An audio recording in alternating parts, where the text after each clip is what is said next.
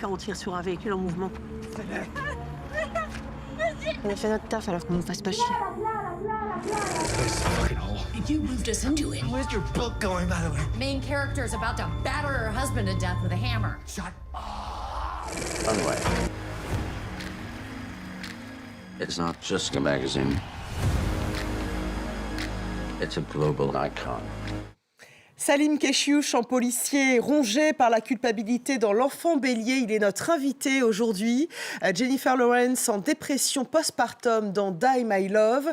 Et puis 20 ans après le premier opus, la suite de la comédie culte Le Diable s'habille en Prada. Voilà pour le programme de ce nouveau numéro 100% cinéma de À l'affiche. Bienvenue à vous.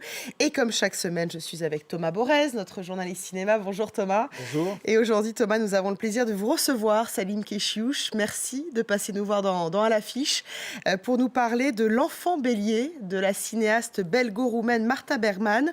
C'est une histoire tragique inspirée de faits réels autour de la mort d'une fillette tuée par un policier lors d'une interpellation de migrants. Salim Keshiouch, vous êtes Redouane, le policier en question. Mais avant d'en parler avec vous, Thomas va nous faire les présentations. Voilà, Salim Keshiouch, acteur français né à Lyon, repéré à 17 ans par l'acteur et réalisateur Gaël Morel, qui vous a enrôlé au casting de son premier long métrage. Je m'en souviens très bien, ça s'appelait À toute vitesse. Il y aura aussi François Ozon avec Les Amants criminels, mais aussi Mehdi Benatia pour Le Fil, où vous partagiez l'affiche avec une légende, excusez du peu quand même, Claudia Cardinal, mais c'est grâce à Abdelatif Kechiche, là on vous voit avec Claudia Cardinal, voilà, beau souvenir j'imagine, Abdelatif Kechiche et la saga Mektoub My Love, que l'on vous connaît, vous êtes Tony, le cousin flambeur du jeune et discret héros, cinéma, série, théâtre, acteur, mais aussi réalisateur, avec votre long métrage, L'Enfant du paradis, en 2023, et on vient d'apprendre que vous serez membre du jury des courts-métrages lors du prochain festival de Cannes. Bravo à vous, Merci félicitations. Beaucoup. Voilà, je le disais, vous êtes un acteur sensible et physique, deux qualités que vous mettez en avant dans Cet enfant bélier. On regarde un extrait et on en parle juste après avec vous. Depuis quand on tire sur un véhicule en mouvement. On a fait notre taf alors qu'on nous fasse pas chier. Tu vas avoir besoin d'un avocat. Il faut oser parler de la responsabilité des parents. Les migrants se seraient servis de leur enfant comme d'un bélier. Au nom du gouvernement belge, nos sincères condoléances. Tu savais pas qu'il y avait un enfant à bord? Vous ne l'avez pas vu.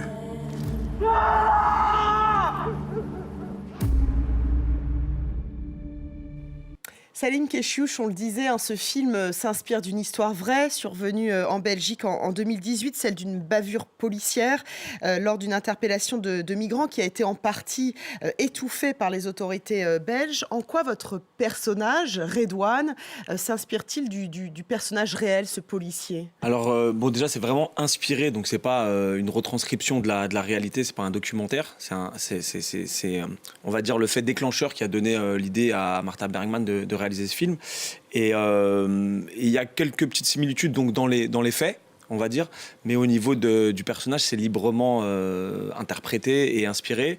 Et en fait, on a tout simplement fait des stages avec la police sur place, on a rencontré les gens, on a appris la gestuelle, on a beaucoup travaillé aussi avec la réalisatrice en amont sur les non-dits, sur le comportement. Et voilà ce qui est, on va dire, inspiré de la réalité, puis ce qu'on a aussi créé, parce que c'est ça aussi notre métier. Parce qu'on imagine que tout l'enjeu, on s'en doute aussi avec ce personnage, c'est de révéler aussi son humanité, une humanité en l'occurrence ici blessée. Et alors le parti pris du film aussi, c'est aussi que votre personnage reste quand même assez insondable jusqu'au bout, c'est-à-dire qu'on partage ses tourments intérieurs, mais ce personnage reste presque insondable pour les spectateurs et spectatrices. Qu'avez-vous compris, voire appris de lui, de ce personnage ?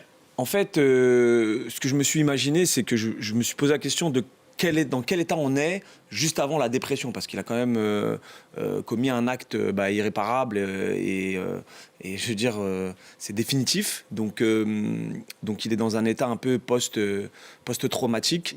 Et donc je me suis posé la question de comment on est quand on est dans cet état-là. Et c'est comme ça que je l'ai construit. C'est le seul personnage qui le culpabilise dans le film. C'est le seul qui se remet en question parce qu'il fait partie d'une institution. En fait, on parle de deux entités. Et moi, ce qui m'a bouleversé, c'est quand même de montrer les migrants avec toute leur humanité de les montrer comme des individus et non pas comme justement une masse. Alors justement, ces migrants, ils sont souvent réduits à des clichés dans les informations ou même à des chiffres. Tant de migrants sont morts en Méditerranée. Exactement.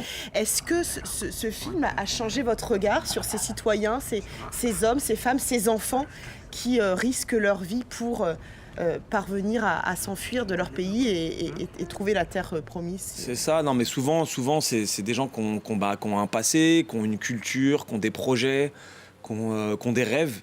Et on les cantonne, à des personnes comme ça qui viendraient nous piquer notre travail, notre vie, etc. Alors que vraiment, ils viennent pas par plaisir, ils viennent parce qu'ils n'ont pas le choix. Et de leur mettre une humanité, un visage, je trouve que c'est vraiment ce qui bouleverse dans le film. On l'a vu aussi avec un autre film il n'y a pas très longtemps, Souleymane, qui mettait un visage pas sur les migrants, mais sur les personnes aussi. Voilà, et pareil, on ne se rend pas compte. Et là, d'un coup, le cinéma sert à débloquer quelque chose.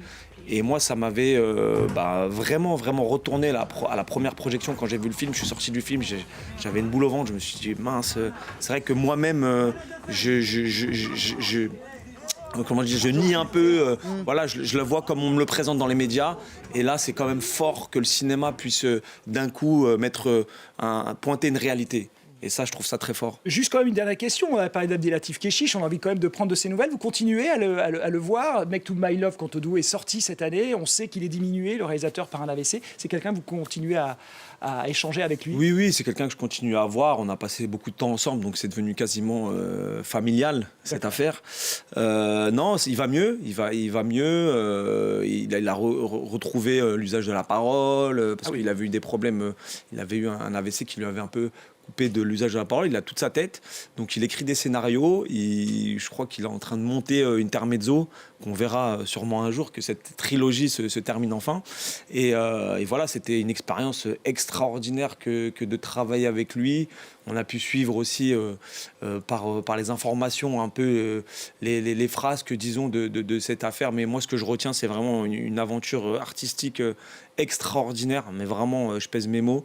Pour moi, c'est un des plus grands réalisateurs vivants aujourd'hui.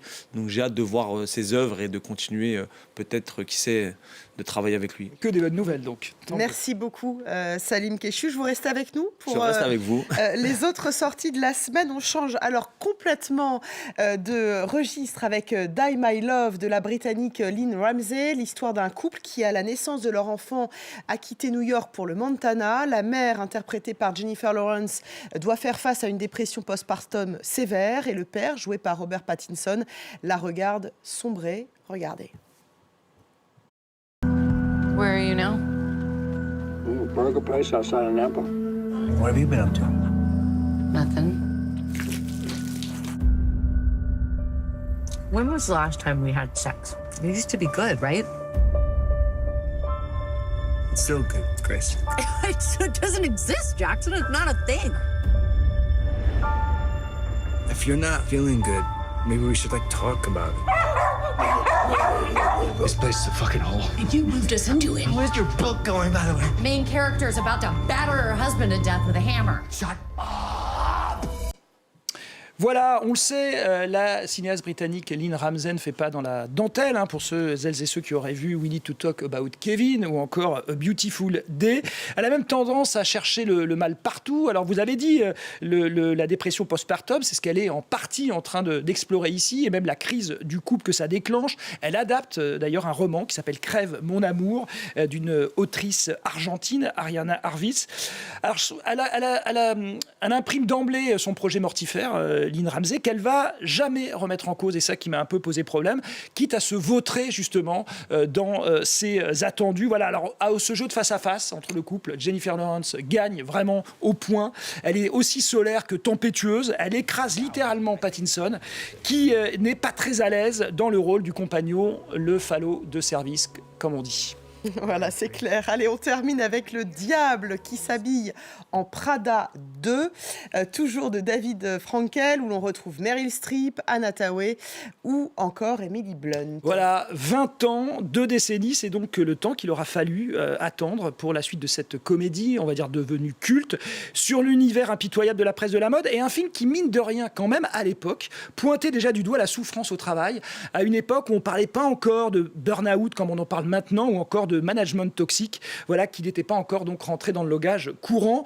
Voilà, Meryl Streep, eh bien, elle est toujours là, incarnant cette rédactrice en chef tyrannique et cassante, inspirée, on le sait, regardez ce beau duo, de Anna Wintour. Voilà, donc 20 ans après, donc, comment se porte la presse papier, on a envie de se dire, pas très bien, on le sait, le film d'enfer tente de faire donc le contexte d'une lutte de pouvoir où tout est remis en cause, sauf peut-être les cachets qu'on suppose pharaoniques des interprètes pour empiler dans cette saga. Merci Thomas. Quel que soit le cachet, vous rempilez vous la semaine prochaine ou pas ? Je rempile, je serai là. C'est sympa. Merci beaucoup Salim. C'est moi qui vous remercie. Merci. D'être venu nous parler à l'affiche de L'Enfant Bélier, très beau film qui sort donc cette semaine sur nos écrans. Merci à vous de votre fidélité. On se quitte comme toujours avec une bande-annonce et aujourd'hui c'est donc Le Diable s'habille en Prada 2. Je vous dis à très vite sur France 24. Runway. It's not just a magazine. It's a global icon. A winding road that brings us back together again. Hello? Well, look what TJ Maxx dragged in. Sorry. Who is this? Do you know her? Do I know her? I'm Andy Sachs. Andrea. She was one of the Emilys. One of the what? Pour être connecté à l'actu, rejoignez le WhatsApp de France 24.